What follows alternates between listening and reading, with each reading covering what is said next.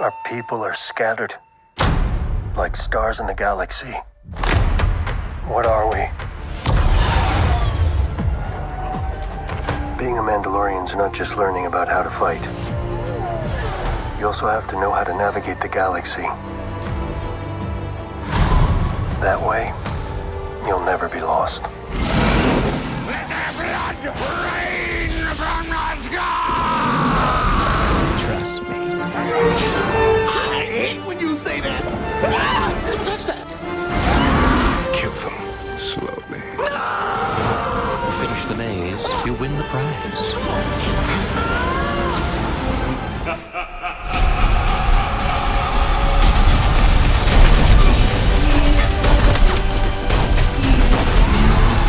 I want you to find your peace. But a good death only comes after a good life. You and I left a good life behind a long time ago, my friend. This Organized Chaos podcast is brought to you by listeners like you. Thank you.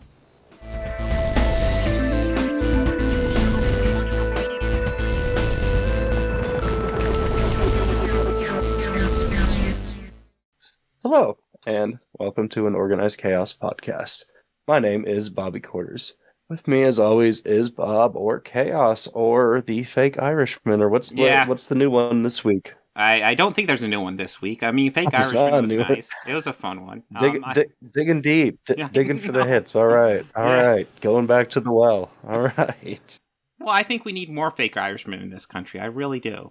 It's an underrepresented group. And it only happens at least once a year. Yeah. There is a massive jump in the population of people who are Irish, and usually wake up the next day regretting that, leaving a pizza somewhere in the middle of the street. But it's not just you and me, because George is here. How you doing, George? Hi, George. I'm doing well. Thanks for having me. George doesn't always join us, but he saw we were covering Dungeons and Dragons 2000, and he said, I can't resist. Yeah. I've got to jump in on that one. Yeah. I mean, it's one of my favorite movies of all time. How can I not talk about it?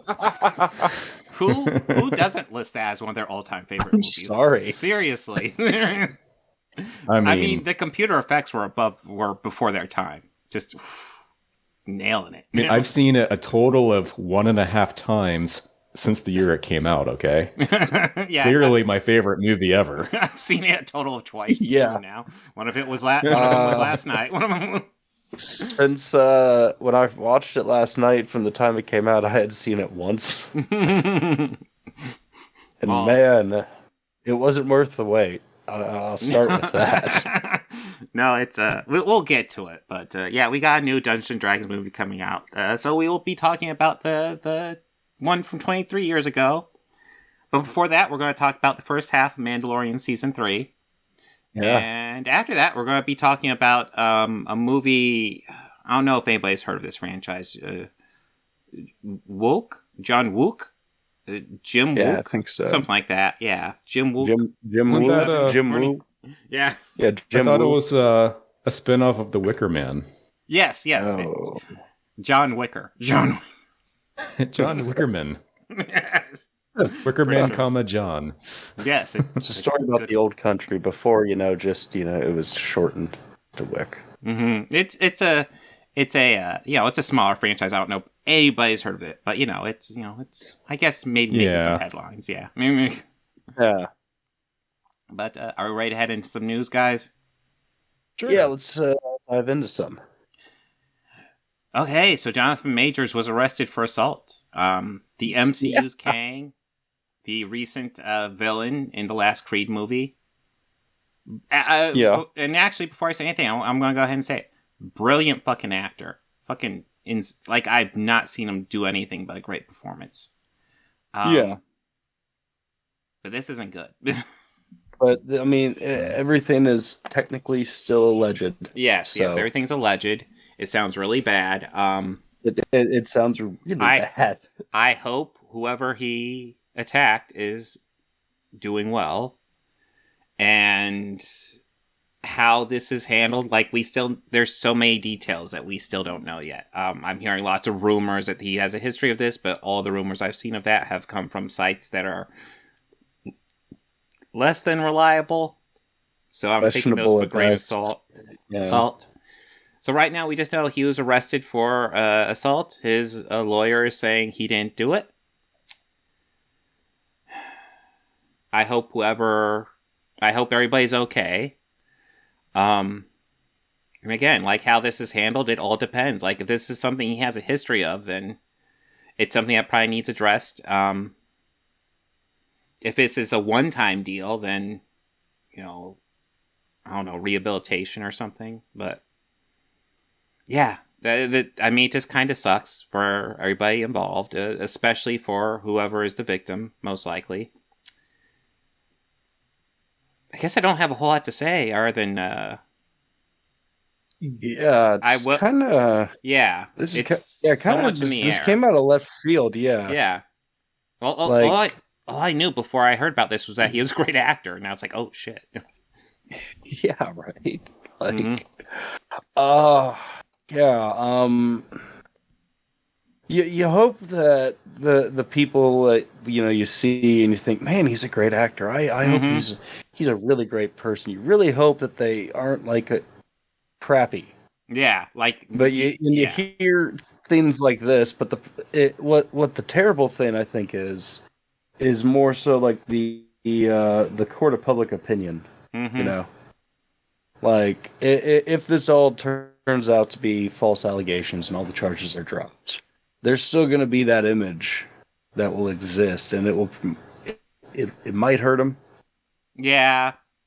Or it might get overlooked. I don't know how much it will hurt him because cancel culture really doesn't seem to be having much of an effect for how much people complain about it. But no, I think some make it out to be far worse than what it actually means. Yeah. Yeah. God damn it, Bill Cosby's working on new material, for fuck's sake. Fred Savage is still having work. Did Fred Savage do something? Was it him? I think he got kicked off of a set for behavior. I didn't hear about that. Oh, yeah, same here. I didn't know. I'd heard him or Ben. It was no, it was Fred. Yeah, because Ben is running for Congress out in California. Okay. Corey from Boy Meets World. Yeah, but that's off topic. But I'm looking it up real fast. Yep, fact check. Yeah. Mm-hmm. Well, what about him running for Congress? No, just brother. Let's see.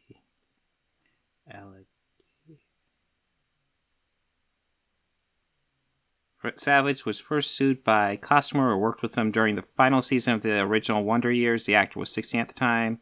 Monique Long accused both him and Jason Harvey, who was 18 and played Big Brother Wayne Arnold of the show, of verbally and sexually harassing her daily.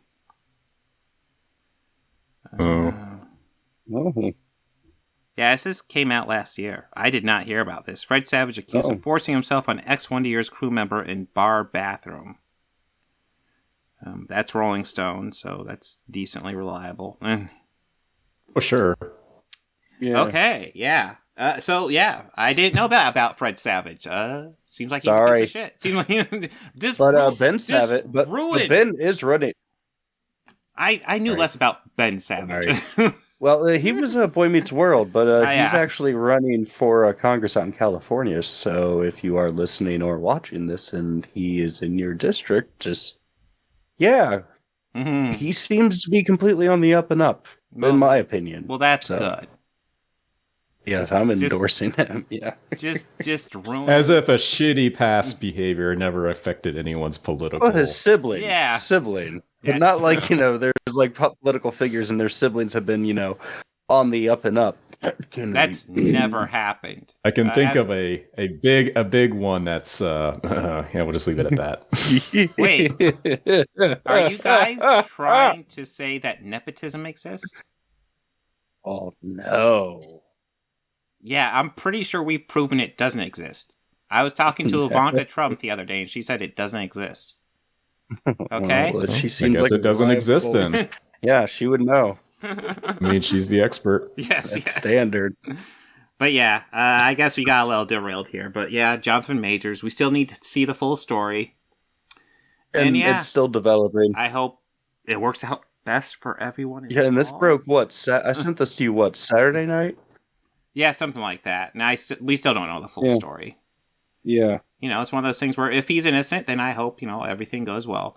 If it's a one-time thing, then I hope it's something he can reflect on and address and work on fixing. If it's a history thing, then that's a fucking problem. And but yeah, I guess outside that, I don't have much to say because the story's still out there. We don't know. That's bad news. Yeah. It's not a good look. Well, yeah, it's of course not a good look. All right, yeah, let's. I'm sure Kevin Feige is like, well, you know, King variants could look different. No way Home established that. King. Yeah. All right. But are we ready for some Mando? Yeah, let's talk about this new season. Yeah. Just to verify, we're only talking up to episode 3, right? 4. Or okay. 4. Yeah. Cool. Yeah. I just didn't know how far we were going with it so far. All right. Cool. No, it's the first half. Yeah. Cool. All right. But yeah, this is so far I'm enjoying this, but it's definitely doing a lot of building. If you may notice, if you're watching the video, I put the Katie Sackhoff's Bo-Katan as the picture for this one. And that's something I didn't realize until watching this, but she's listed as a co-lead right now with Pedro Pascal, which is why she's been in every single episode. Yes. Like, essentially, if you see the cast listing, it's Pedro Pascal, Katie Sackhoff, and then everyone else. Well, if you notice, I've noticed this with this season so far that they have been leaning heavy on her with the character, but also like giving her like redemption right off the bat. Mm-hmm. And immediately just putting her with, you know, Mando. So I'm okay with it because I'm enjoying how the story's developing, and especially where it's evolved to the point we're at in the story right now. Well, I mean, I like Katie Sackhoff as an actress, and I think the character is interesting because she's not like a villain, but like obviously it was set up at the end of the last season where she wanted the Darksaber so she could lead the Mandalorians, and Mando got it. And, you know, she's not willing to take it from him except in combat, and it was also kind of clear she didn't want to actually take it from him in combat. So it leaves her in a weird position where she's not a villain, but she's, you know, she's obviously going to be a little envious. And I like how they're developing, like, a relationship because, you know, they're working together a lot so far in this first half of the season. In the back of your mind, you kind of, you know, she's starting to become more of like an ally, but in the back of your mind, it's like, okay, something could turn. Yes. You know, later this season. Yeah, it's one of those things where it's like, I like them developing as friends. I don't want it to go sour, but there is that potential because the Darksaber stuff hasn't really been brought up. She did actually get to use it a little bit in episode 2. Yeah. She was able to pick it up and help save him. But yeah, in fact, I'm trying to think, have we seen Mando use Darksaber this season? I don't think we have. Not this season. I don't think so. Bo use it, yeah. I think he had it for a second in that second episode, and it got knocked out of his hands, and that's when Bo picked it up. Yeah. Maybe. But speaking of being a Mandalorian, Grogu's getting some Mandalorian training this season already. Well, it was kind of like adorable. Is he going to get a helmet with holes in the sides? I don't know. Yeah, I was thinking about that too. Like, will it be fitted, or would they be separate and connect on? They'd just have give to him have a like enough breastplate, room. which I guess. Oh, I can tell you, Zach, it will be adorable. It won't be. Yeah, it's. Yeah, probably the most lovable Star Wars character to date. I know. It's ridiculous. Like Disney, it's so cute at times. It's stupid. It's just like, God, that little fucking thing. Yeah, no. Disney has like calculated the most adorable character they could possibly put into a Star Wars franchise, and God damn it, it works. They make him a moat. I noticed that like the eyebrow mechanics are like way more noticeable in this one, and it's just God, it is so freaking adorable. Mm-hmm. Well, they're featuring Grogu a lot more, and a lot of it, I can tell like when they're using the puppet and the animatronic. It's much appreciated just as a fan of practical effects. And I will also say when they use CGI, like you don't really notice it because I think it's probably used super sparingly. But I love the fact that he's primarily a puppet. And I will say if he's not primarily a puppet and that's primarily CGI, then fucking maybe even more impressive because holy crap. Well, I think when he's walking, when he's doing that little waddle. Yeah, he has that little waddle thing he does. Yeah, it's pretty goddamn adorable. It's ridiculous. Yeah. I know the big episode lots of people complained about was episode 3. That's what I was about to ask. George. Okay, yeah. No, that's exactly what I was going to ask. What did you guys think of the 3rd episode with Pin Pershing? Well, I know lots of people were complaining about it because it is a little slow going, but they're obviously doing setup. Yeah. And it's those 2 scientists that worked under Moff Gideon. And then the one scientist we even saw working with Werner Herzog, who's always creepy in everything he does. Even when he directs, he's creepy. Looking great. I know. I love him. Yeah. But anyways, we saw the first... was she... Like, she said she was a communications officer under Moff Gideon, but I thought she was his first officer. Was she lying, or was I misreading her role? Do you guys remember? No. I'm trying to think back on that. Yeah. I thought she was I honestly, I don't remember. I don't know. Maybe technically it was communication. Or, maybe she was just lying so they didn't think she was as prominent. Because I will say this, like, she's awful. Yeah. I will say, like, I was taken... They kind of set it up. Kind of had, like, a spy vibe feel to it. Like, he was always being watched. And I had to stop and think for a minute, like, okay, this is post-Empire. Just for a second there, I'm like, wait a minute. Is this, during the Empire where they're just kind of like Big Brother? And I'm like, but wait, no, this is post-Empire. And I always have to remind myself that. It's definitely, the Empire is definitely prominent here, but it's not, it's not the power, it's not the main power in the galaxy. It's an interesting state of affairs. Now I think about it, they are setting up nicely for how maybe the First Order comes into a thing. But, what I was going to say is I think you're right. I think they're trying to do some setup and, there's probably a lot of trial and error going on, just trying to see kind of what the audience response is, to see how they can introduce characters, and if they want to flesh them out more, if they have a positive audience feedback, then they'll, flesh the cast out a bit. Or, and bring them into other series later down the road. Yeah, for sure. Yeah. Who knows? Maybe part of the reason Katie Sackhoff's Bo-Katan is so prominent is because they're just setting her up for a spin-off series, which was what they were going to give Gina Carano, but she decided to be a bitch instead, so... Then, like we just have, open prairie. I heard they were going to... Go ahead, George. I was going to say, I think last time we discussed Mando that she potentially might be recast, but it almost seems like they're just going to cut her out completely. Yeah. Well, I mean, they left it open so they could bring her back, and I'm sure it'll be another actress. But it's I'm not too picky at this point. I know there have been lots of petitions to cast Lucy Lawless in the role, which that'd be a fucking huge upgrade. Like, I'm on board, but that's a huge upgrade. Yeah, me too. Holy shit. Yeah, give Lucy Lawless a spin-off series. I am on board.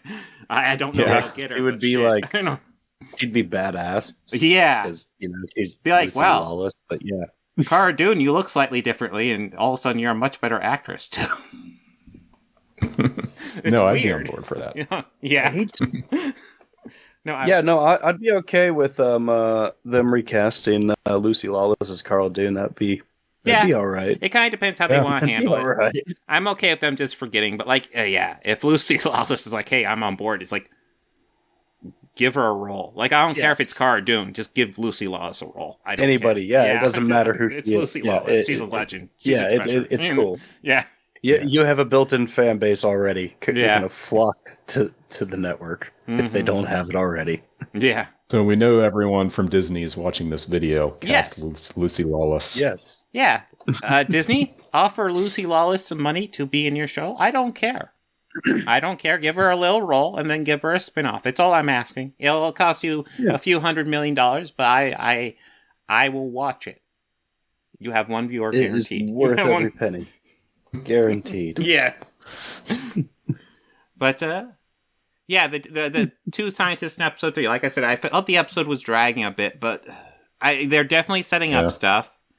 They're setting, and I actually really liked that one. Like that was like probably my favorite of the first 4. Oh, interesting. Yeah, no, I thought it went on a bit too long, but like I said, they're definitely setting up stuff. They're setting up that one character to be a villain, and that world I thought was building. interesting. Yes, And that's what I love. That's what I love with Star Wars. That's why I love this expanded stuff. This is why I'm in it for the expanded series. It's more world building. Yeah. Which is just, yeah, it answers on stuff that we've always wanted to know, stuff we've always wanted to see. Like I was always curious. What if people just been like, "Yo, I surrender," like the rebels, like they're an imperial. It's like, what happens then? Do they kill them? Are they a POW? Yeah, that Do was they an interesting thing to convert explore. them? Yeah, That was awesome, and I was here for it. I was. It was interesting because, from that perspective, like they're really no better.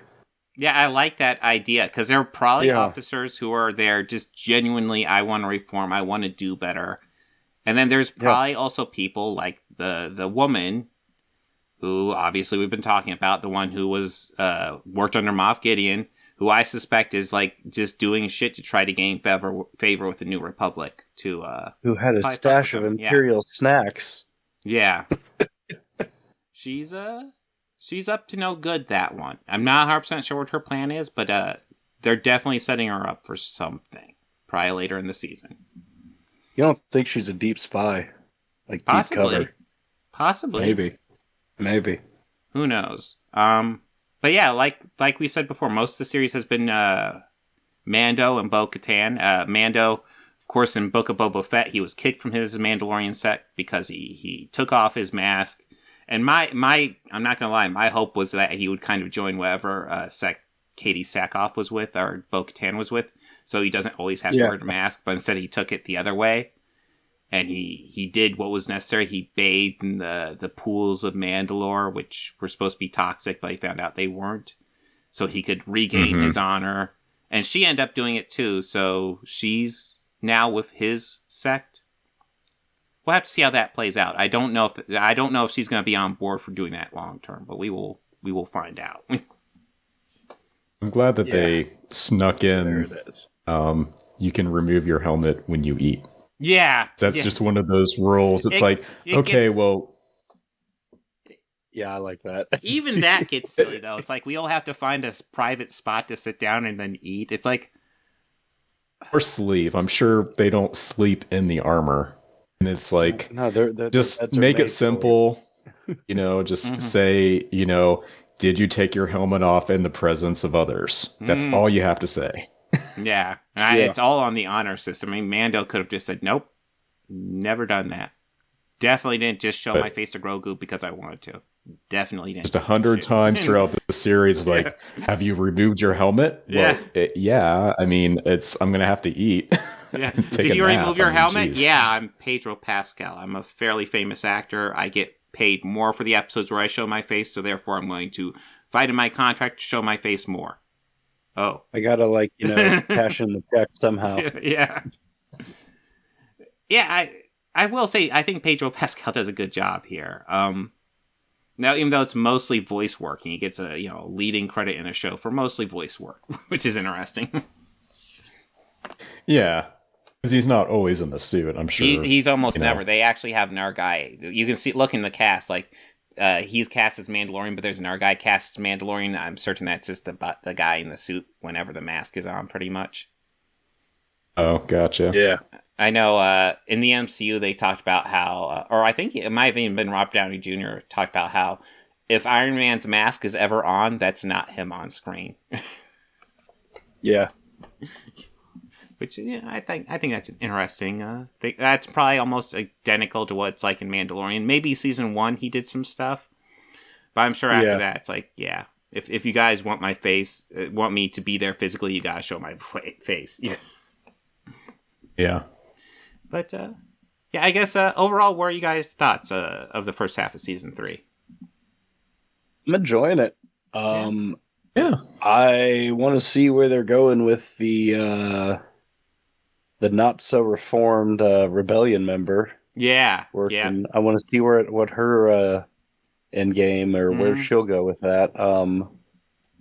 I hope we get to see more of Bose turning closer towards embracing the Mandalorian end of it. Yeah. Because she had asked for the moniker on Yes. her armor, which I thought showed great growth as a character. Yes.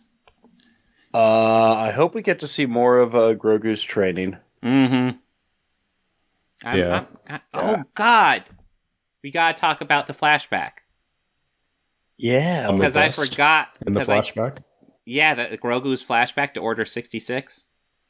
Yeah. He was training with the Jedi at that time. Yeah, because we got to talk about a character who pops up. Yeah, I don't remember the name of the character, but like there's this badass Jedi that helped him escape, did some really fucking cool shit. Super badass. Dual wielding lightsaber badass. Yeah, do you guys shit. remember the name of the Jedi? No, but I can tell you. But I can tell you, this is his second appearance. Oh yeah, no, he's been in Star Wars before as a different character. As well as the same world too. Yeah, for sure. No, his second. Kelleran Beck. That's the name of the Jedi. Yeah, he was badass. No, Yeah. I kind of like when I saw his face. It's like he looks kind of familiar, but I don't know, not super familiar. And then I saw the credits, and I was just like, "Oh, I love it." Yeah, yes. Well, his other non-Jar Jar character was. Well, you just gave it away there, but yes, he is Jar Jar Binks. he is Jar Jar Binks. Yes, I loved it. That's all good. Yeah, what was his other stuff? Yeah. He was in Attack of the Clones with Anthony Daniels, who was playing a non-C-3PO character. They were in the club at the beginning of the movie where they are being hunted by the bounty hunter. Oh, that's right. Yeah. So he's in that scene with Anthony Daniels as cameo characters, but okay. He also played Jar Jar Binks, like George said. Yes. Jar Jar Binks is probably his most known role, but he's the one who's responsible for the Empire character. Yeah, it was because of his vote the Empire got power. Well, now it's also because of him that we have Grogu. No. Yeah, yes, but I just want to remind that the character. I'm not ashamed to say that I thought Jar Jar was a cute character. I know a lot of people found him annoying, but I thought there was like a cuteness and adorableness to him. Yeah. Not like Grogu cute, but the obnoxious never really bothered me because 3PO was obnoxious in the first one. Yeah, I don't know. And it was that same level. Much. But that being said, C-3PO they toned him down a lot after the first one. Well, they did, yeah, and I was more shocked that they allowed him to speak on behalf of a planet. I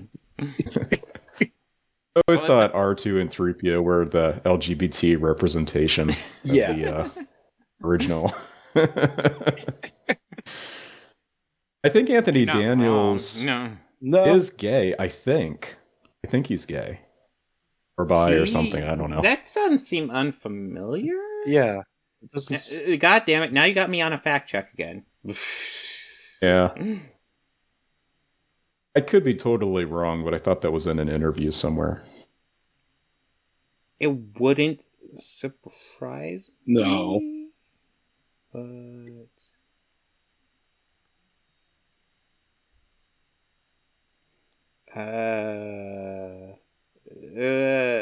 well, I don't see much, but according to this, he was married to Christine Savage in 1999.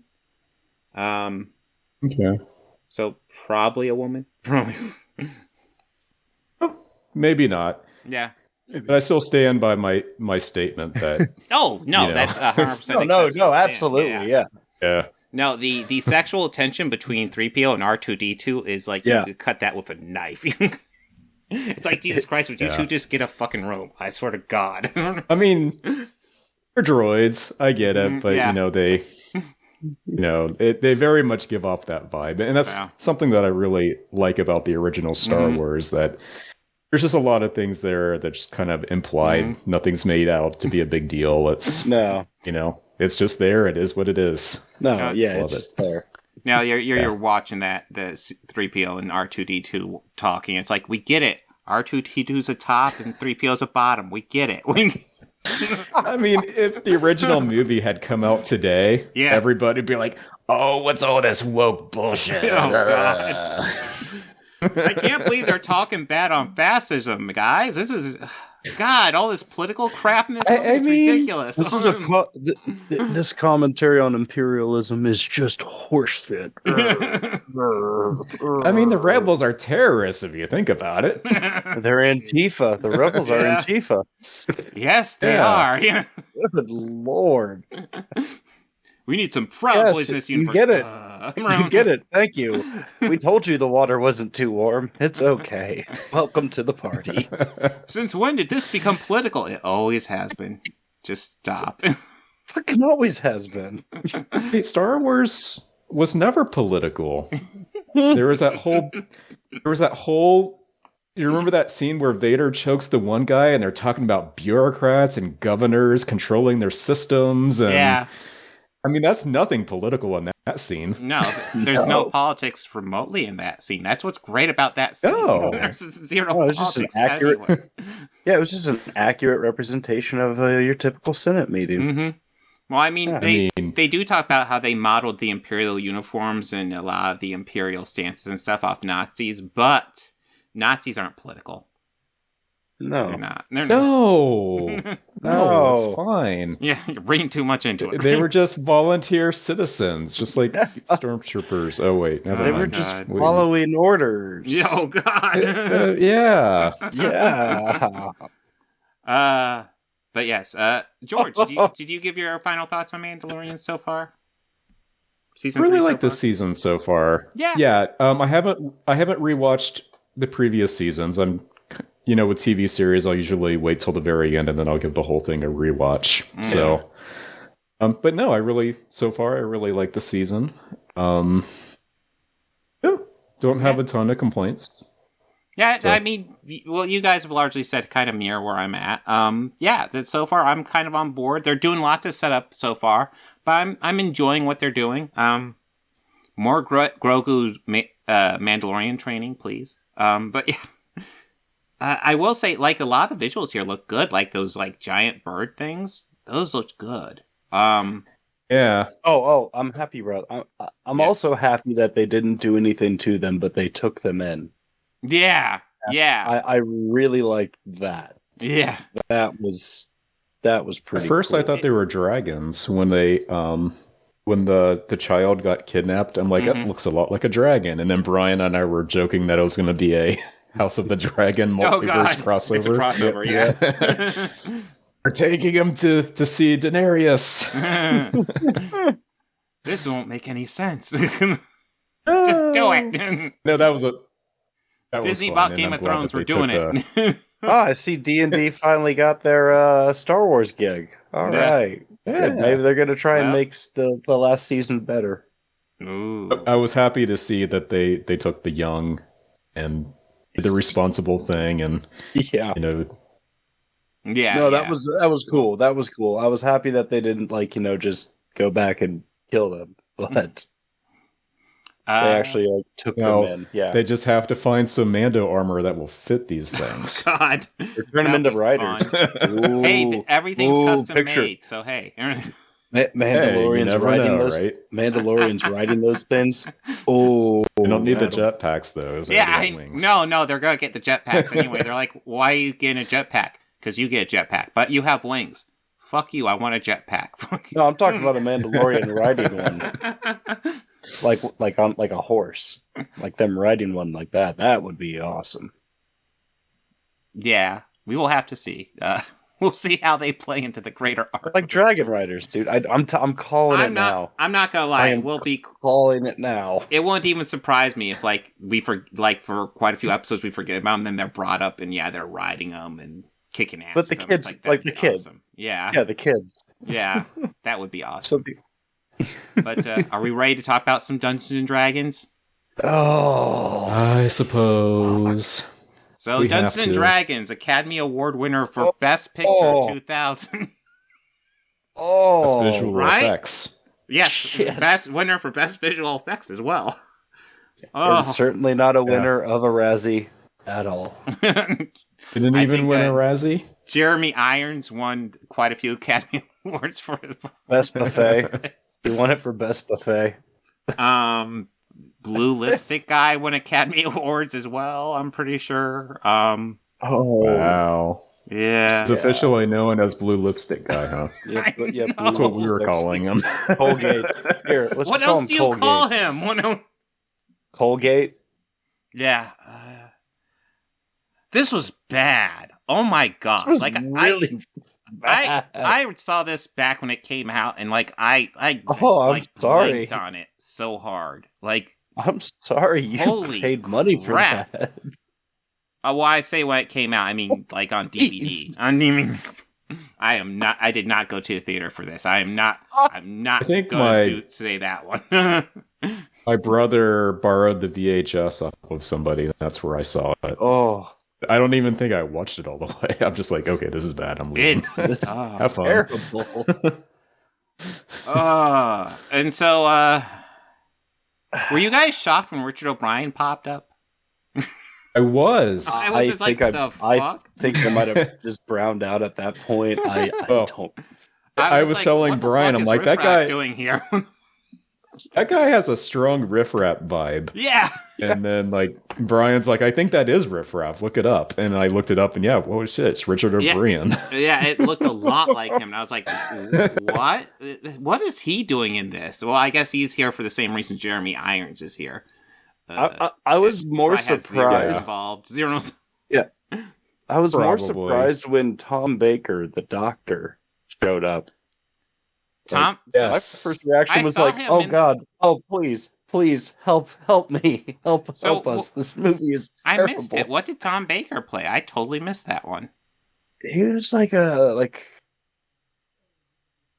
can't remember exactly where he popped up, but I just remember seeing him because I saw him in the I think credits, it but it was- was just like, that's gotta be a different Tom Baker. I didn't see. I no, didn't see it was the later in the No, it movie, is. and it was just kind of He played Halvarth. Halvar. And it was he was in one of the scenes right after games, Yeah, which is kind of like it was just one brief scene where he was talking with the group. Oh, giving them a pep jeez. talk, Yeah, no, He's he's Halvarth. just like the doctor. No, I remember he famously did not want to reprise the Doctor until very recently. And David Tennant wrote him a letter, if I recall reading correct. yeah, it might have been. Hearing And that now he's done a correctly. whole bunch of audiobooks and stuff because, like, Yeah. he's an old man. He doesn't. Who Yeah, 'cause, knows how well, much longer we have? David but just he's a said, like, treasure. Mm. He was like, "You are the reason why so many of me and my predecessors have become and wanted this role." Mm-hmm.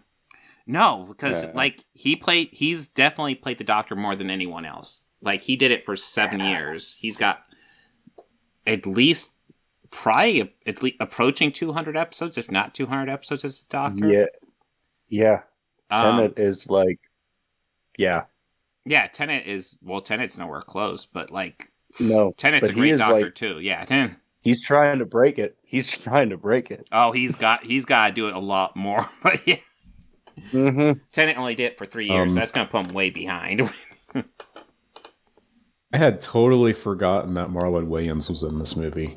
Oh, Like watching this There- was like watching it for the first time. I was dude. just I remembered he was in this, but I forgot how much. There are scenes where I swear to God he's trying to channel fucking Chris Tucker from Fifth Element, where it's like, "What are you doing? little Stop bit. this! Stop!" Yeah, no, A it's little only certain bit. scenes where you feel like he's like overacting a bit. It's like, "What are you doing? Oh my God!" oh, It's he like, he did bring the Wayans comedy to the table. It's did. Like, Well, you know, I other could tell the Wayans stuff. movies. I could tell Yeah. the stuff he improvised hmm and probably what was in the script. Did you guys think it was Sure. adorable? I personally thought it was kind of adorable adorable when the story thought it was strong enough to actually sell that I would care about his death. Like, it went for it. And I was just like, are you serious? Somebody went you for it don't in that have scene. this, guys. You don't have it. You're doing it. Okay, you're doing it.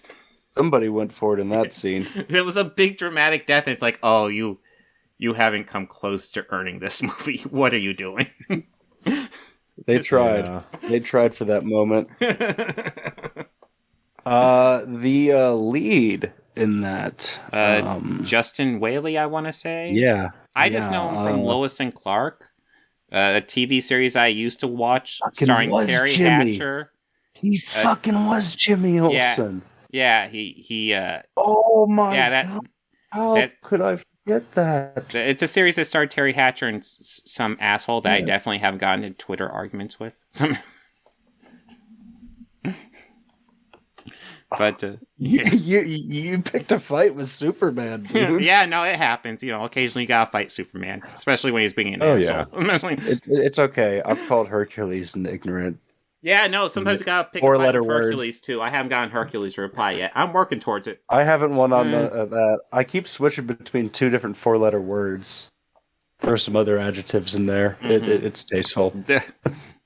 But, yeah, no, he was he's the lead here. Yeah. Watching this, it was driving me crazy because I was like, I know this actor from something. Mm-hmm. It was driving me nuts, and I waited till about halfway through the movie just to look it up because it was just going to drive me crazy the whole movie. And he was Andy Bartlett in Child's Play 3. Child's Play is a franchise I seriously need to sit down and watch. I'm so far behind a lot of these horror franchises. It's either I've seen them all or I've seen like none of them. There's like no in between with horror franchises with me right now. Well, and like what's funny, Bobby, is like same thing. It's like I know him from somewhere, and I haven't seen any of those Child's Play sequels like since they came out, probably. But once I saw, like, oh, that's exactly right. He's the older Andy. It's the older Andy, the one when they recast the original actor, because he wasn't old enough for the script or the part in the script. Right. But they've brought him back for the past 2 entries.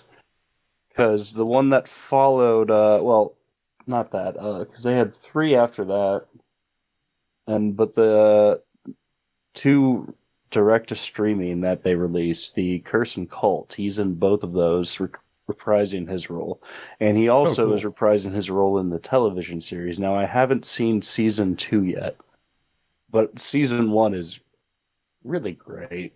Really, like, if you really enjoy everything that Bride and Seed were, you'll really enjoy the television series. It's like in that same spirit, and I think I've only seen up to Bride. It's the last one I saw. I will sit down with my daughter and be like, hey, I don't know what these movies will be like, but you want to sit down with me through them. She's usually up for something like that. Okay. Probably not nearly as terrifying by today's standards. No, they're more goofy. They lean into the comedy with Bride of Chucky. I would say first 1 movie, and 2 are really scary. Mm-hmm. Yeah, when that first movie came out, I was like, oh crap, this is just some, Well, I was probably like 7. It was freaky. I definitely need to watch it because I love Brad Dourif in like almost everything I see him in. So great. He gives a great voice performance in all of these, and there's times when he is fully just screaming rage the whole time, and it's great. Yeah, I seriously need to watch it. No, so we're not talking about Dungeons and Dragons. Do you want to know why? Yes. This movie fucking sucks. Yeah, I would rather talk about Child's Play 3 than Dungeons and Dragons. But, what did you think as Nora Birch playing the childlike Empress Savina? I thought she was quite bad. I'll be blunt. Was she very much modeled after Never-Ending Story? I mean, I couldn't tell. I got Amidala vibes, and I got like Never-Ending Story vibes. But that being said, like. Never-Ending Story with the headdress, absolutely. Yeah, even that picture in the cover looks like seriously the Empress from Never-Ending Story. Well, that's the thing. Like, she never gave off a commanding presence, and I don't know.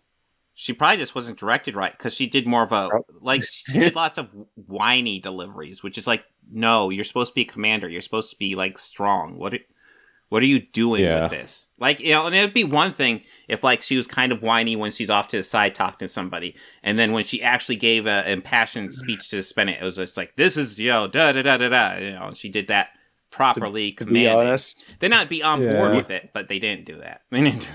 Well, to be completely honest, I completely forgot she was in the movie until that Senate scene. Yeah. Well, she plays so little a role. She's like barely in the beginning, and then all of a sudden she's super prominent in the end. And it's like, yeah, I was just thinking, like, what the hell is going on? Oh, there's Jeremy Irons. Okay, she flies one of the dragons. Could see. She won. Oh God. I could see some of the Star Wars vibes too. Oh yeah. A little bit. But those dragons. Oh God. Oh man, they look so bad. I mean, like, I'll bad. We had a little exchange, but like you said, it's like PS2 cutscene hell, and I said that is extremely rude to PS2 cutscenes. And I showed you the picture of what I was looking at, and just replied with "woof." Wasn't that like the compositing was not good? No. Like the matte paintings did not blend. It was. You know, it wasn't a lot of the convincing by any stretch. Terrible. You know? And here, a lot of the renderings were. I mean, horrible. We just talked about Tom Baker. We want to talk about like something that had like really shitty special effects and just had to like sell it based on the story and performances. Fucking Tom Baker Air Doctor Who. Some great goddamn stories there. Really spotty special effects, especially once you upgrade the quality. Like, I remember, I think it's even Genesis of the Dogs, possibly his most famous story, where he's walking through a hallway of bodies, and now on DVD quality, not even like Blu-ray or anything, DVD quality, you can clearly see the bodies are just like faceless plastic dummies. Just all of them. It's like, you go along with it because it's such a good story. This movie doesn't have the story to get away with these awful special effects, especially when half the opening scene is like shitty special effects. Like, Sci-Fi would look at this movie and say, we'll go Sharknado instead. We'll pass. It's nothing about being from the time, because there were seriously other low-budget movies from the same time frame that had way better special effects. Dragonheart off the top of my head. Yeah. And that's a better movie. Yeah. What were you saying, George? No, I was just going to say I was going to kind of see what the budget was for this one. Yeah. I never really looked it up. Let's see here. Well, let's just say the budget shows quite a bit. No, they had $45 million for this. They could have gotten some better compositing for $45 million. I tell you what, when you're a director and you start seeing some of these effect shots, that's when you start going, okay, what we need to do is start filming some actors' reactions and focusing on actors' reactions. And like limit your effect shots so that way you can put as much money into possible in those limited effect shots. And they just said, no, we're going to ride on these effect shots. These will make the fucking movie. We will make cinematic there's ways history. You could do. There's ways you can fix things in editing, like you said, Bob. Reaction shots. You can build suspense out of showing less. I mean, if you want to focus on fewer effect shots and make at least a handful of them really good, there's ways that you can. Yeah, show it shadow on the ground. Yeah, like in the foreground of wherever like build up the suspense for it. And not just lean on that shot for a while. Yeah. Well, I mean, the big battle at the end, I thought was one of like the worst looking. Oh God, that was hard to watch because you're jumping between this completely CGI environment that's awful, there. And then this like real world set where the background's CGI, and like the real world set was just like a balcony or something. It was like nothing. I think the best part in the whole movie is where they said, well, what about Honor Amongst Thieves? I went, hey, I know that movie. That movie looks better. That movie, I'm hoping that movie is good. I will say I haven't liked the past couple trailers for that movie, but that's also how they did the trailer, not really the movie. So I have a feeling it's going to be heavy lore, like Thor vibes, like Ragnarok vibes. That could be fun. Like, I'm on board for that. I'm on board. Yeah, me too. Yeah, me too. I'm So, okay with it. Maybe that's what Dungeons and Dragons always needed. Maybe yeah. it needed Thor. Mm-hmm. Oh, I guess we haven't talked about Jeremy Irons. Oh, yes, how he won Best Buffet. Yes. Yeah. No, he Best buffet. he did have to eat for a year after all the scenery chewing he did here. Like he was No. he was a well-fed actor. You know? Oh my Yeah. god, that didn't even make the movie enjoyable. I know, but like, what was that thing he did? The cha cha cha. What the fuck was that? He Like it felt like he was over. What? Felt like he was overacting, but maybe they were going for that kind of cheesy bit? vibe. I don't think they were going for that. I think they just said, "Well, this is Jeremy Irons, and he's just going to do what he wants." Yeah, he made that choice, and he's like, and nobody wanted to tell him different because it's Jeremy Irons. He's definitely he's easily the biggest name in this cast. Easily, while Marlon also understood the assignment. Yeah. Well, it's like he just I'm gonna try to make the best. They're just like, oh wow, this movie's garbage. Let's just have fun with it. And Justin probably it's like I'm gonna make this big. This is gonna be my break. Oh, because he gave it a lot. Yeah, he gave more than he did in Child's Play 3. Well, I mean, a lot of the actors, like a lot of the hero actors, probably with the exception of Marlon. You got the sense they're trying to sell it to varying degrees. It's like I commend their effort. I don't think any of them were particularly bad per se, but no, it just doesn't. It's the movie doesn't deserve that. So just to give you an idea, like we're right here on the screen. We're looking at the poster.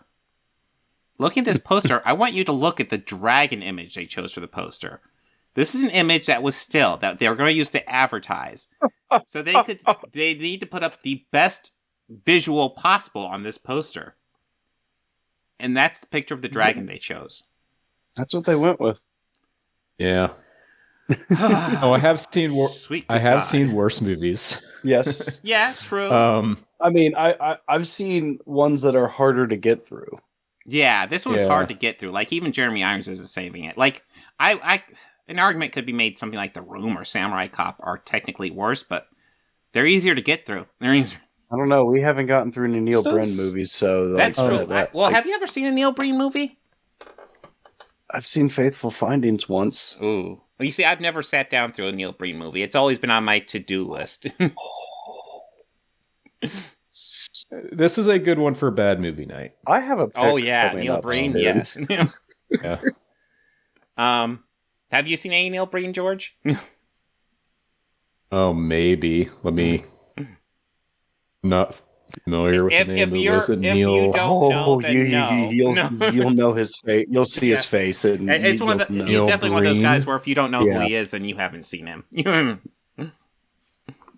No, I recognize the face. Let me. What is he? Oh dear. Although none of these. How could you do it? How could you kill yourself? I haven't seen any of these movies though. Oh, I haven't either. I've just seen clips. I feel like maybe it's just something I scrolled past on the web one day. Bad. Yeah. No, I need to actually sit down and watch it. It needs to be like The Room and Samurai Cop, where I actually need to sit down and watch them. Because sometimes I watch these bad movies like, oh, that was just bad. Sometimes I'm like, looking at the right thing. Fateful Findings, Double Down, Twisted Pair. That's the man. Yeah. the man, the myth, the legend. So anyways, Dungeons and Dragons would have been better if directed by Neil Breen. I'm just going to put that out there. Starring Tommy Wiseau. The effects would have been about the same. And Frank Stallone. And when we say starring Frank Stallone, he has like a 2-second cameo. And what's Martin Sheen? And what's Martin Sheen's brother? Like Rick Estevez or something like that? So not Emilio? No. Well, not Emilio. No. Yeah. Martin has a brother that goes by Estevez. Oh, are you talking about Martin or Charlie? Martin Sheen. Oh, Martin Sheen. I thought you said Charlie. Yeah, Martin Sheen has a brother. He does, doesn't he? And he goes by Estevez. He is uncle to Emilio and Charles. I don't remember. Yeah, He was in a few you are right. MST3K movies. Yeah, Okay, fact check. he's not good. He's not good. Like, you don't have to fact check me on that one. Oh yeah, His movies have been on MST3K. Yeah, that should be the fact check on Yeah. this caliber of an actor. Well, you need to understand. You brought him up, and now I'm like, what the hell is his name? Yeah, no, I can't remember his name either. But you are right. It's Estevez. He goes by the family name. Yeah, he goes by the family name like Emilio. I think it's Jack. It might be. Okay, I'm just gonna Google this shit. Martin Sheen's brother. Joe Estevez. That's it. Joe Estevez. Yes. That's Second I thought, I was like, that's it. But yeah. That's it. Dungeons and Dragons 2000. Jeremy Irons really tries to chew the scenery and save it. He can't. It's bad. Yeah. I guess, are we ready to move on to John Wick? Well, Okay. George, you're gonna duck out for John Wick then? Yeah, I'll probably duck out. Okay. It's on the upcoming watch list. All so right. we're going to probably go see it in theaters before the run is Okay. done. And I enjoyed it thoroughly. It's a long one, but it doesn't feel like it. Cool. But yeah, I'll talk Yeah, to you looking later, forward man. to it. And anytime you want to Yep. pop on the podcast, just let me know. Will do. Yeah. All right. Well, thanks for having me. We'll talk to you later. No problem. Have a good one. Talk to you later. You too. Bye. Bye. John Wick. Let me switch this out. Ooh, poster change. All right. John Wick, Chapter 4. And one thing I will say real fast, Chapter 3 had a subtitle and Chapter 4 drops a subtitle. And I don't know, it just kind of bugs me that they can't, like if you're going to do a subtitle, do a subtitle. If you're not, just stick with it. Yeah. It's a minor thing, I know, but it's like, come on, guys. Yeah. Either do the subtitle or don't do the subtitle. But John Wick Chapter 4. This was a drama about a man just dealing with the grief of the death of his wife. Still, it's very dramatic. It's very sad. Is that still the thing? There is still kind of a thing like that. Yes. Yeah. No. I'll just go ahead and say I really enjoyed this one. I thought this was a solid ending to the series. And it is an ending to the series. I will stress that before we get into full spoilers. Yeah, it is. There is setup for more possible movies, but like this ends this story pretty finally. I don't like the terming of that, but yeah, pretty definitively it ends the story. This is definitely a finale. What are your initial thoughts, kind of going before we get his spoilers? Like before we get it, like my initial thoughts going into the movie. Before spoilers. Yeah. I'm hoping that they would deal more with like the organization and everything. Kind of give us a better idea of inner workings. Maybe we see a few more key players involved in it. Maybe see John Wick do the complete decimation of them all together. Yeah, we don't. That's the interesting thing. I don't know if we really get any of that. We do get to see more key players. And we do in a sense. Yeah. And I like what they did with it. I like this movie. I did. I enjoyed it. I just there is some things I didn't like about it. Like there's some criticisms I have. Well, I will tell you. And one major criticism that I unforgivable in my opinion, but it didn't. I still like the movie. I just don't care for a certain sequence in the movie. Well, I will tell you my biggest gripe about the movie, and I don't even feel like this qualifies as a spoiler because it's something that the movie never touches upon. What's up with his dog? He adopted a dog at the end of the first one. We see the dog in the second one. We see the dog in the third one, and then the dog's just gone. What's up with that? I think the dog's being cared for by Lawrence Fishburne. That'd be nice to set up, but yeah. It showed him walking with the dog. Did it? I don't remember that. Okay. Yeah. Well, then I feel like they need to do more to set that up. But yeah. No, we could set it up, and I will. It'll be something that we could circle back to. Yeah, because Absolutely circle the back concierge was Lance Reddick's character was take care of the dog, and now we're dabbing into spoiler territory because his role in this is actually really small because his character dies super early on.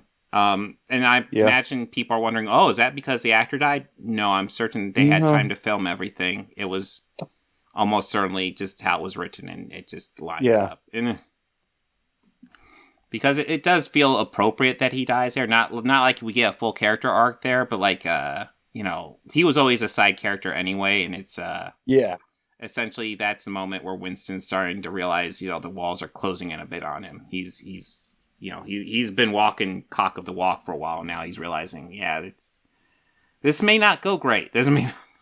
Yeah, he's been playing that fine line for a while, and this may be his last ride. Mm-hmm. I liked that stuff with Winston. I liked everything with Winston in this. I kind of wish Ian McShane is amazing. Yeah, just more in it. Yeah, I really am enjoying his performance. Mm-hmm. But I enjoy it in anything. Yeah. Because, he's great. And I will say, I also really want to stress this too. I love Donnie Yen in this. Oh, dude, Donnie Yen again plays a blind man, and he's great. Yeah. I was like, dude, is he getting typecast as the blind man who kicks ass? Just immediately, I heard him talk, and I went, Donnie Yen? Because I didn't know he was in the movie. I remember hearing that he was in the movie. And I want to say, must have heard about it, but it was like, oh yeah, Donnie Yen is in this. Donnie Yen is in this. Yeah, and he's a great new character. And like the way we see him, I don't remember I think he might be feeding birds or something. And then we see like it pans up and he has his glasses on. And that shot looks like it's straight from an anime. And I kind of love that. It looked kind of like surreal. It was kind of great how it was done. Yeah, I noticed that too. There was a lot of stuff in this that really looked like an anime, like angles. Like, kind of diving into a little bit of spoiler territory here. Yeah, well, near the duel sequence. Yeah, we've already dipped our toes in spoilers, so yeah. Well, yeah, okay. So let's start talking about the plot of it then. Yeah. So John Wick finds a way to completely be done with the organization and just cash out, essentially. Yeah. He just has to do another impossible task. Mm-hmm. And that's kind of what the point of this movie is. This is the movie that is recreating the impossible task that we saw in all the other movies. This is him doing that. This is him just killing a fuck ton of people. Yeah, and the price on his head just keeps going up throughout this entire movie. Yeah. I actually think in the end it gets up to like 48 million. Something. I know it definitely hit 40. Yeah. I remember in the first one, it was a big deal when like he hit 2 million, and now it's like, he's at 40 million now, and it goes up quickly. Because there's Donnie Yen who's hired to go after him, and Donnie Yen's an old friend of his, and he doesn't want to do it, but they have his daughter, so he's going to do it. He's hired by a Demal Demont, a French guy who is who is the actor? Oh, God. He was the guy who played the clown in the recent It movies, but I can't think of his name. Shit. Bill Skarsgård? Yeah, I believe it's one of the Skarsgårds. Alex Skarsgård, maybe? Alex was the one on True Blood, wasn't it? We're going to find out. I think, maybe. Where is he? Bill. It's Bill. Okay. I think Bill was what you said first. Yeah. He's the younger one. Well, I don't know. I don't know how many brothers there are, but yeah, he's definitely younger. But yeah, he's like I don't remember the exact rank they give him, but like he's elected to be pretty much, he can do whatever he wants with the organization in his current position, and he just decides to go out out on John Wick. John Wick, Winston essentially comes to John Wick and says, there's this old rule you can do where you can challenge him to a duel. And, but he can't just do that because in order to be in a duel, you have to be part of a family, and he already burned his family connections. And I thought this would be an opportunity where, okay, we're going to see Angelica Houston again. And no. And that's something that's one of my disappointments from this movie, because I actually thought we'd see lots of returning characters. I was hoping for that as well. I thought that was we introduced Halle Berry in the last movie. I thought she would come back because I thought she was great in the last movie. Yeah, I thought she was great too. I thought, with him having to rekindle stuff with his family, his Belarus roots, I thought for sure Angelica Houston would come back, and she does not. Another thing I forgot about in the first one, when he first goes to the Continental, he's talking to the bartender, who I believe is played by Bridget Regan. And she's, they obviously have this history, and, she's obviously affectionate towards him. And then, that's completely dropped in all the other movies. It's like, right? I feel like there's lots of ideas that are brought up that aren't really addressed. Or at least characters aren't really addressed later. And I would like to see a bit more. That being said, in case you're wondering did you stay for the post-credit scene?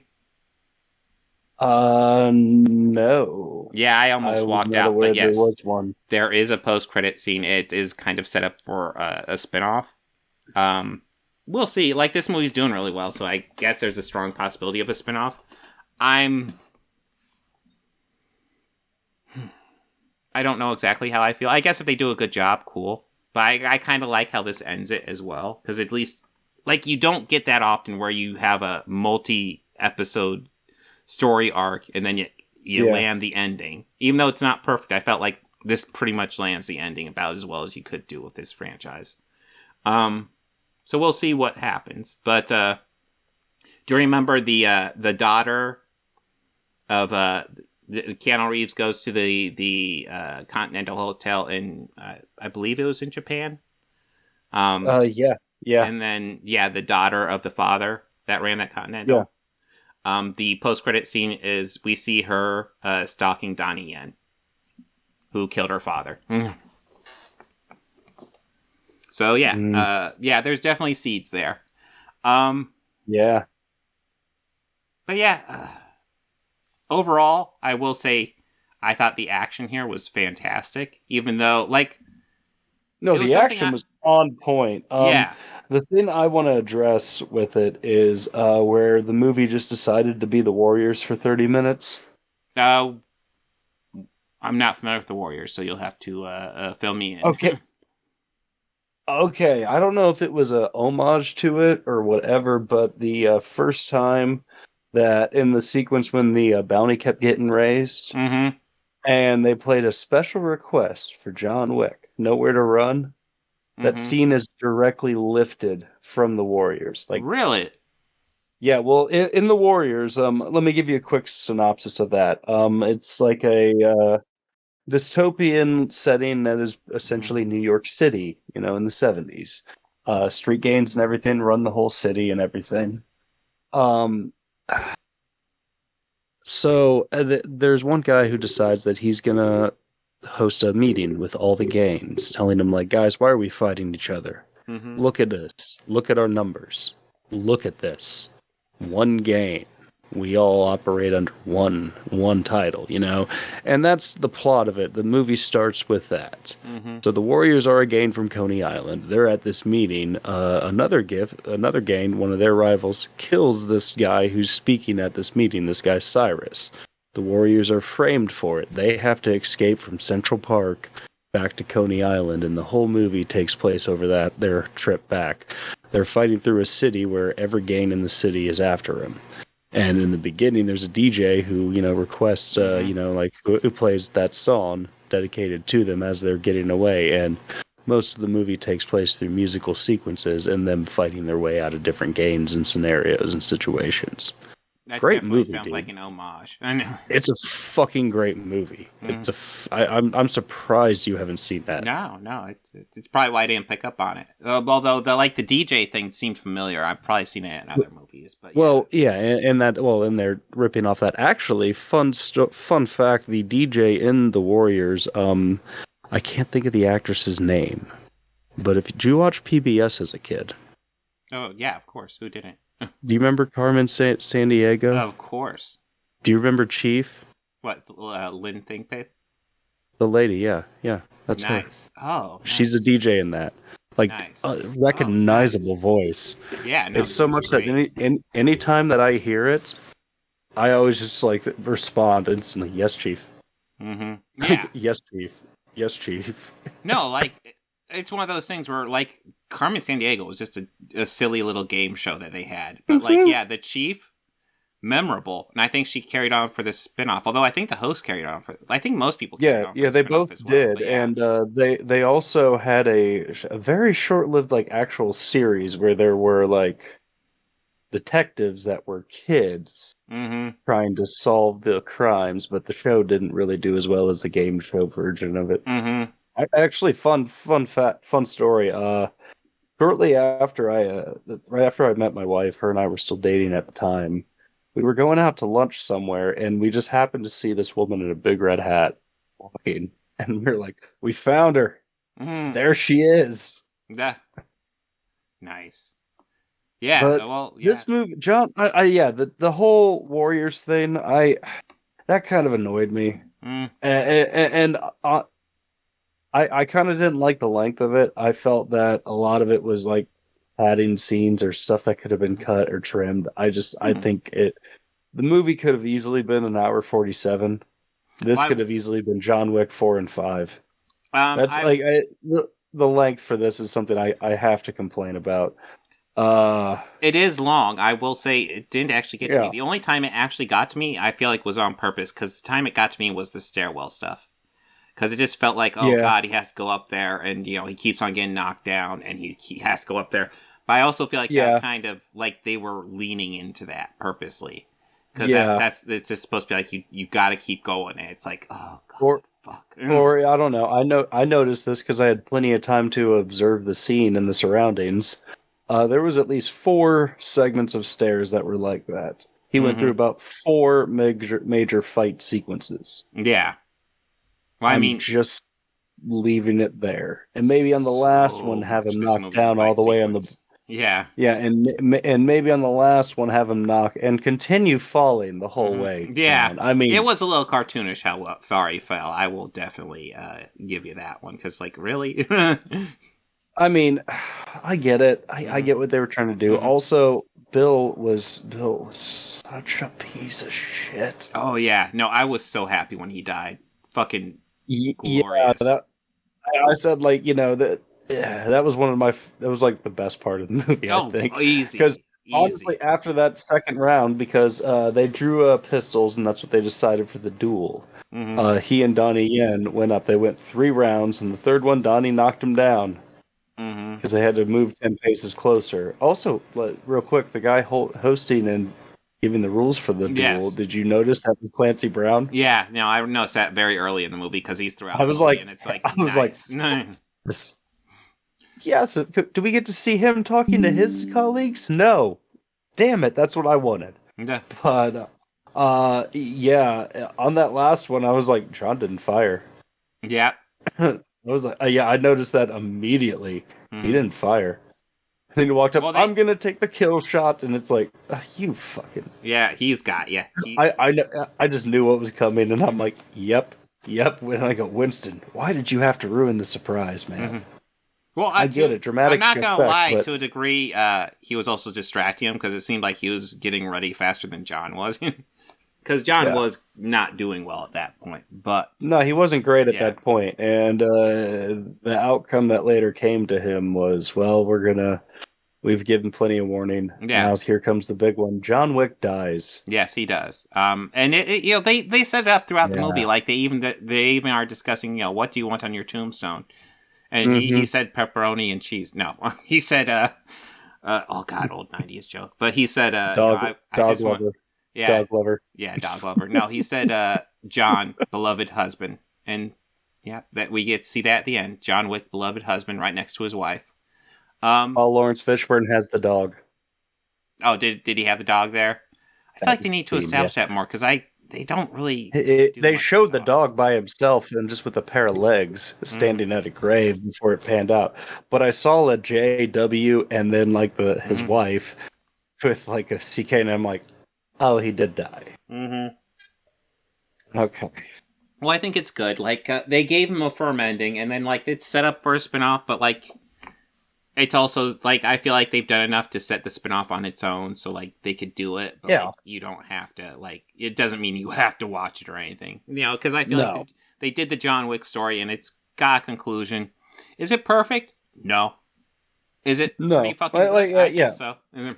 Like, the Warriors thing kind of annoyed me, and I mean, at that point, I was kind of like, all right, let's get this movie Well, this is... Like, I will give the movie all the credit in the world, because this is action scene and action scene, and you know John Wick's going to come out on top in every action scene. There's no way around it. But it works. You're right. Their formula stayed true, man. This story really took a back seat in this one. It's more just hanging off by the bumper Marty McFly skateboarding on this one. Yeah, no, this story is so simple. For the runtime, there's, like, almost nothing to the story. That's the thing that I would have rather had one with some real meat and potatoes of a story in the first one, but that's I'm being nitpicky. I feel like this kind of follows the formula again, where like every John Wick movie, the story gets a little bit worse, but the action gets a little bit better. And it's like, and you know, it starts out fairly good. It starts out with a great story and you know, pretty fucking good action. Man. And then every movie, the action gets better and the story gets worse. And then Donnie Yen, man. Mm-hmm. Also, the guy who played the head of the management of the Japanese hotel. Yeah, he was great. I loved him. Really liked him. I knew he would be a character I loved when he first appeared in like the full kimono and 2 samurai swords. Yeah, I was like, I dig this guy's style. Yeah. Well, no, he has a great line. I'm here for it. He has a great line in there where he's talking to John because, you know, John's like, you know, it's dangerous to talk to me, you know, thank you for allowing me in here. And he was like, yeah. And his line was essentially, I'm sure I'm paraphrasing it, but he said, friendship is worthless if it's only used when it's convenient. And it's like, damn, based, you know. Yeah, no, that was... No, you're my friend. You're here. You're my friend. Yeah.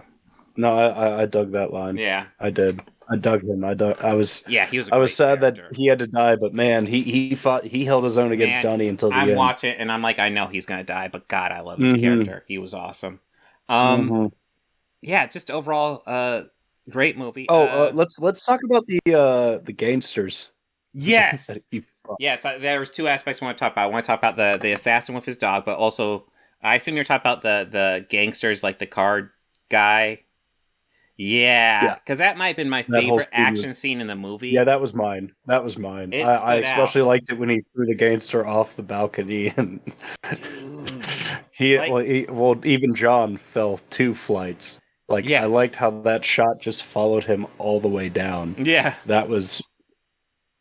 I just kind of wonder. That looked like Keanu the whole way. Did he do that stunt? Well, dude, Keanu does a lot of his own stunts, and you can tell because a lot of these action scenes like are almost in his face. Like you know, you can clearly see the action, but you can also fairly clearly see Keanu's face, and it looks good. So he puts in the work. But yeah, that fight with that gangster, when that gangster first pops up, it's like, oh well, you know, getting around his goons is going to be the issue because he's not going to. Because a lot of the shots, a lot of the way that they were featuring him with those upward angles on him. Really made him look like a comic book villain. Yes. Well, that's the thing. Like, over the top. Yeah. When they're fighting, it's like, oh, this guy's Kingpin. Because Kingpin, the whole thing about Kingpin was supposed to be like, he looks like a fat guy, but it's supposed to be like pure muscle or something like that. So, like, he can kick your ass. That was kind of the case. That's kind of what this guy was, yeah. We didn't even talk about the third assassin in this one, the guy with the dog. Yeah, we need to talk about him as well. Because, the guy with the dog was, he obviously...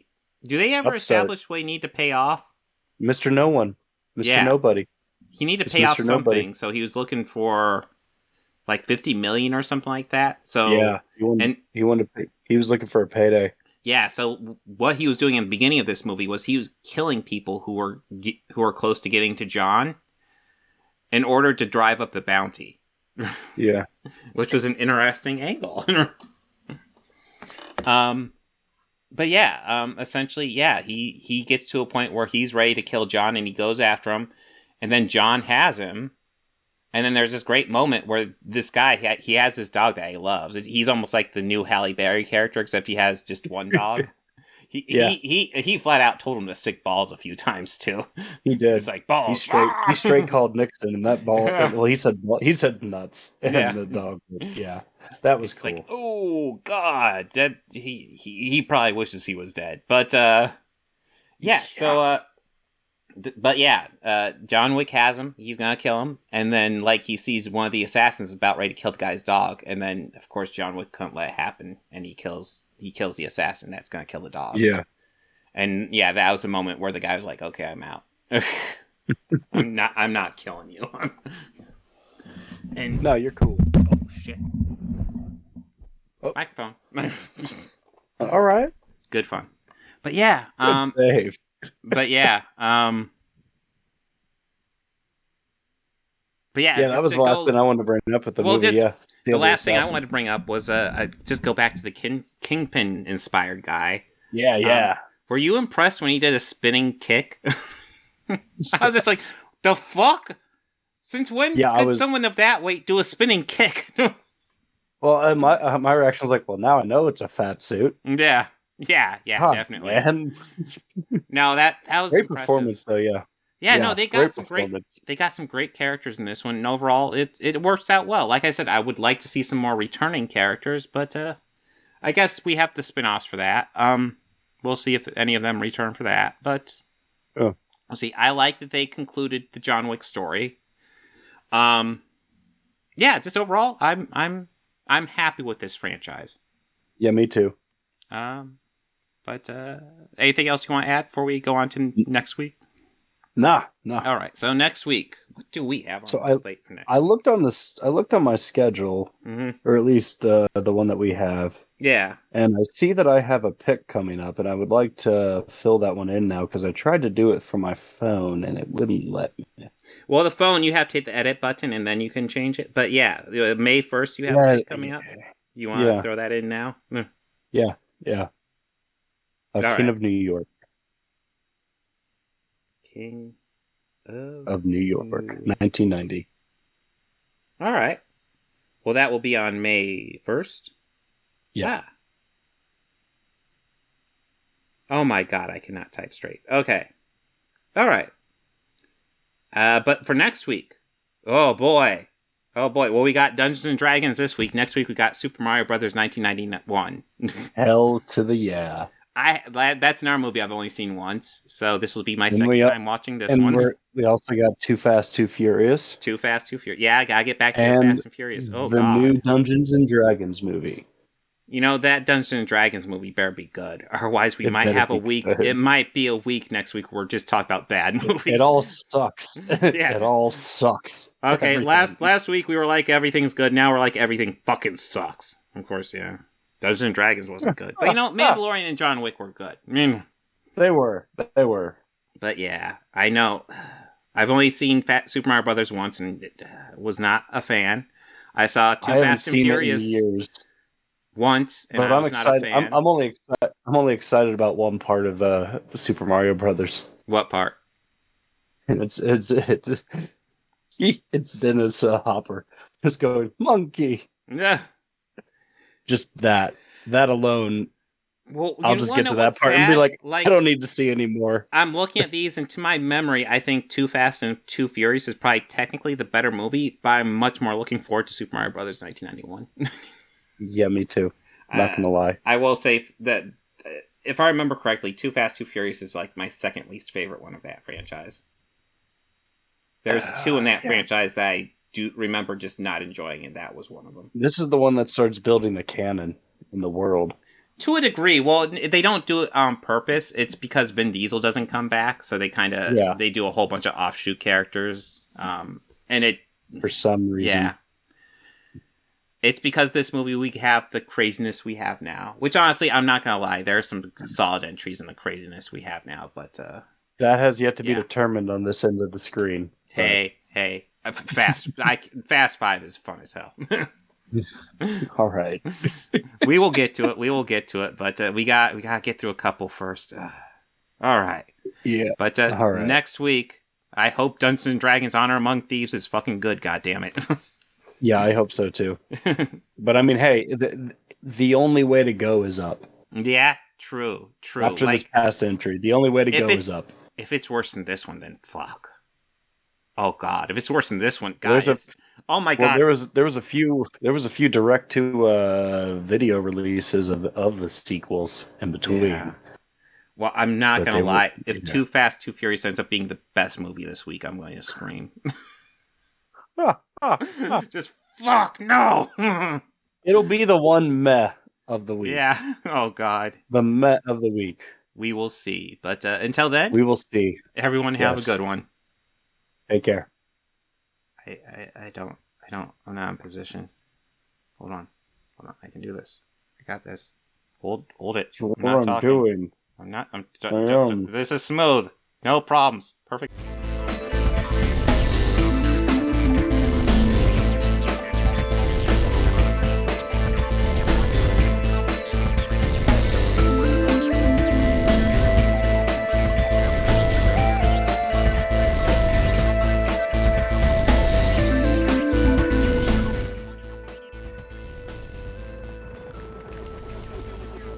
Books, records, films, these things matter. Call me shallow.